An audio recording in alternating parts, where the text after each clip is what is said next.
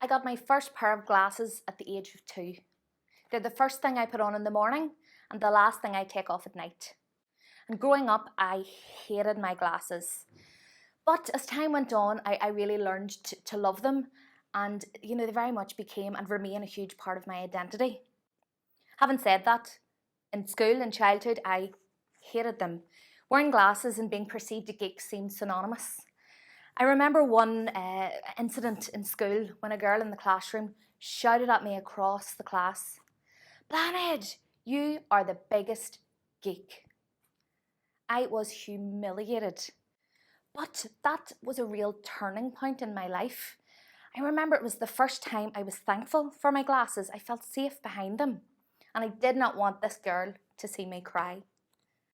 Ironically, that moment of prepubescent classroom humiliation really allowed me to see myself clearly for the first time.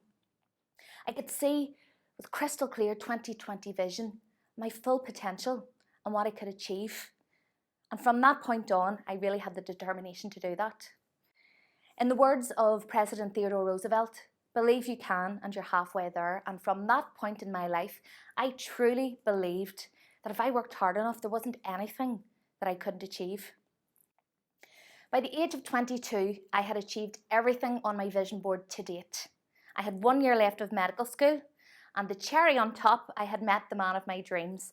Everything was right on track.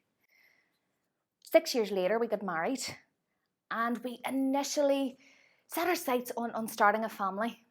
That was our goal, that was our dream, and that was our vision. 1 month after our wedding, we found out we were pregnant, and we were overjoyed. We immediately started to imagine and envisage our lives as parents. I can't begin to describe the devastation when I started to bleed.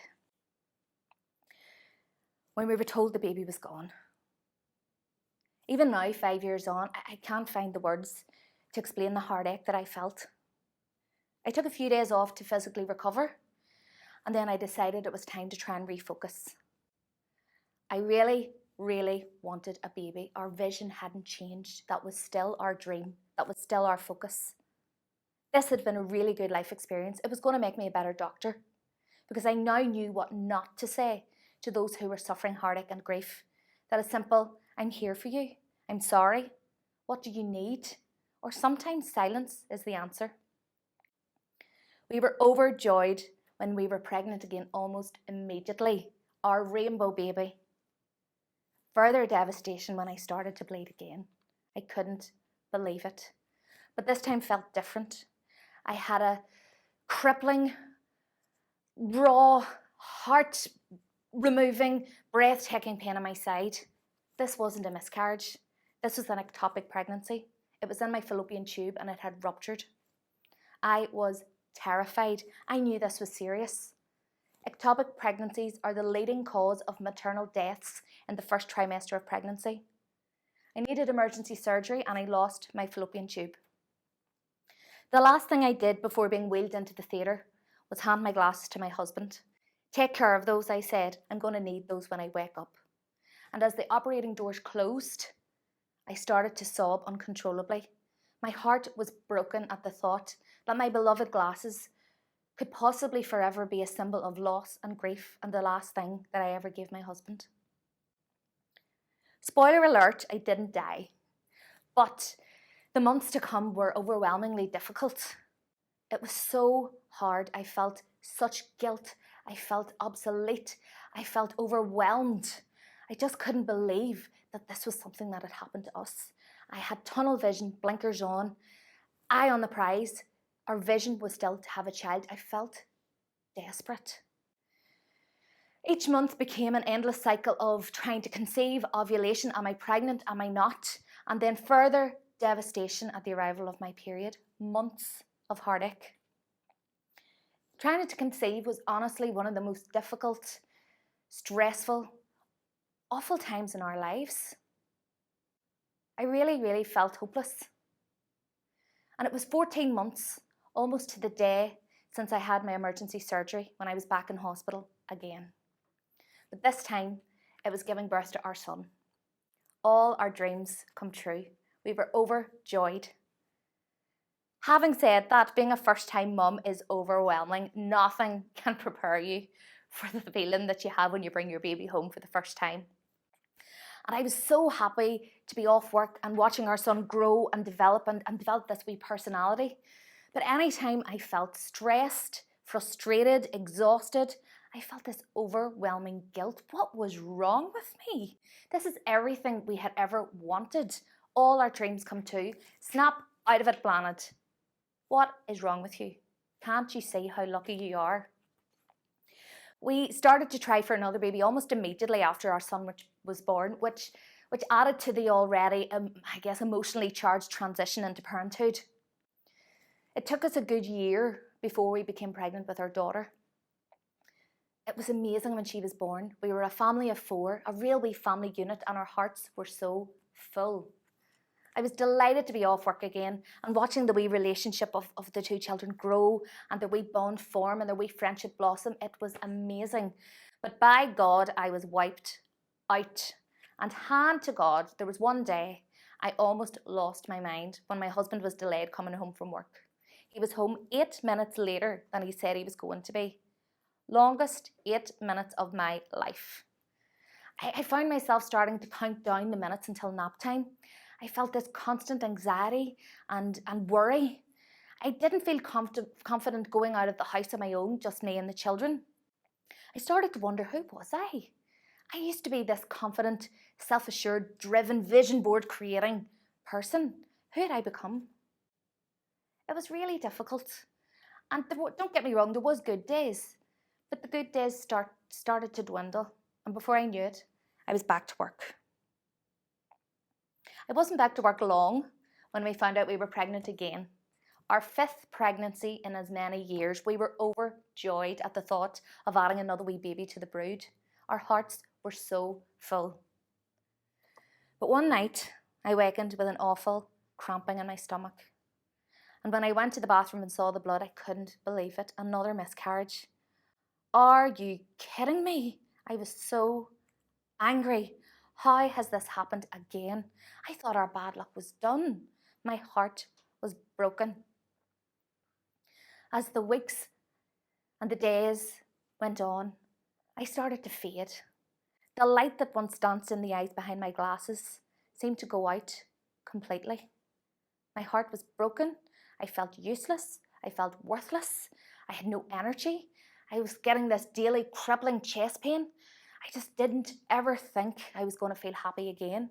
I didn't even want to be left in the house on my own with the 2 children. I was convinced I was going to say something that would emotionally scar them for life. I really didn't know where to turn to. It seemed dark, and that insight that I once had completely disappeared. It took months of counselling, tears, support from my GP, including an antidepressant, self-reflection, self-care, and challenging my thoughts of negativity, guilt and failure every single day. But slowly, the fog started to lift. I started to enjoy life a bit more. That insight that was once gone returned, and slowly but surely it turned into vision.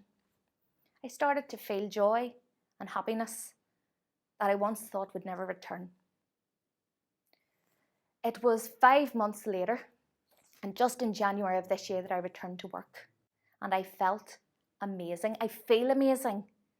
I have never felt more confident, more happy, and more full of life and insight and vision. I've started to create vision boards again. It is fantastic.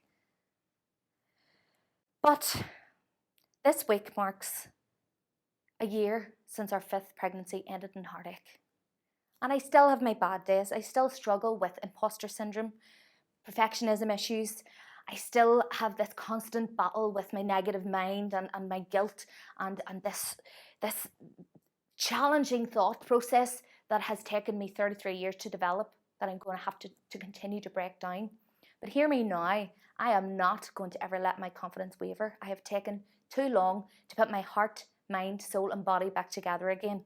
And I've committed lifelong to myself that I will build myself up each and every day. Maya Angelou famously said, "People will forget what you said, People will forget what you did, but people will never forget how you made them feel. And I really keep that quote in the forefront of my mind each and every day. I really do believe that by trying my best every day to spread some love and positivity is the way forward. It's the way to live, whether that's in my job as a doctor, in my personal life with family and friends, or in the everyday randomness of encounters with strangers, in the sharing of a smile, or in a simple act of kindness. That is how I keep my heart full, my spirits high, and my confidence where it should be. We truly rise by lifting others. But I would not be standing here if it weren't for my amazing inner circle of support. Who have you chosen to be in your inner circle? Do they raise you up? Do they empower you? Do they celebrate all your wins? Do they make you feel strong? Do they make you feel like you could achieve and overcome anything? Are they an anchor or are they a weight? I was convinced for a long time my husband wore rose-tinted glasses permanently. I just felt like such a burden to him for so long. But he loves me, flaws and all. And I have learned, much like I learned to love my glasses, that I can also love my imperfections.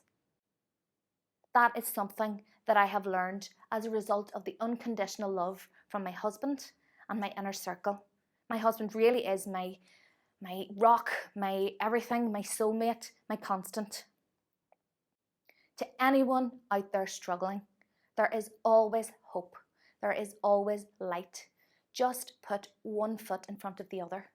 Take it 1 hour, 1 minute, 1 second at a time.